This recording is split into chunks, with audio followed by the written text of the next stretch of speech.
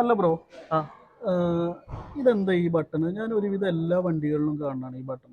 അതിന്റെ ഫംഗ്ഷൻ എന്താ?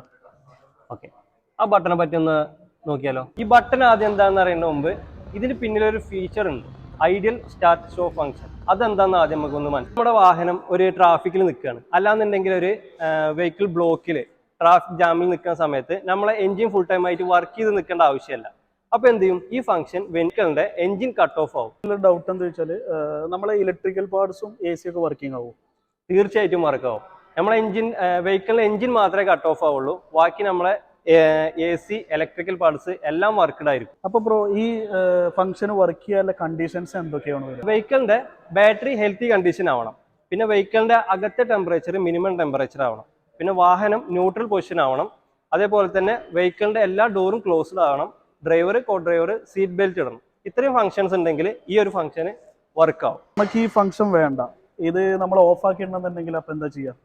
അതിനാണ് ബ്രോ നമ്മൾ ആദ്യം കാണിച്ച ആ ബട്ടൺ ഇല്ലേ, എ ഓഫ് എന്നുള്ള ബട്ടൺ, ജസ്റ്റ് ഒന്ന് പ്രസ് ചെയ്താൽ മതി, ഈ ഫംഗ്ഷൻ ഓഫ് ആയിരിക്കും.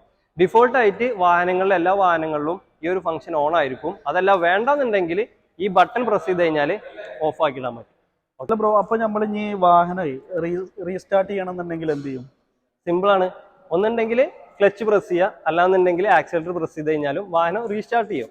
അതല്ലാന്നുണ്ടെങ്കിൽ വാഹനത്തിന്റെ അകത്തെ ടെമ്പറേച്ചർ നമ്മൾ സെറ്റ് ചെയ്ത ടെമ്പറേച്ചറിന്റെ കാര്യം കൂടുതൽ ടെമ്പറേച്ചർ ആണെന്നുണ്ടെങ്കിലും വെഹിക്കിൾ ഓട്ടോമാറ്റിക് ആയിട്ട് റീസ്റ്റാർട്ട് ആവും.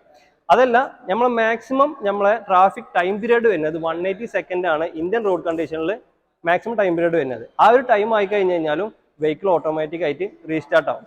അപ്പോൾ ഇത്ര ഇൻഫോർമേറ്റീവ് ആയിട്ടുള്ള വീഡിയോസ് ആയിട്ട് ഇനി ഞങ്ങൾ വരും. അപ്പൊ നമ്മളെ പേജ് ഒന്ന് ഫോളോ ചെയ്യാൻ മറക്കരുത്.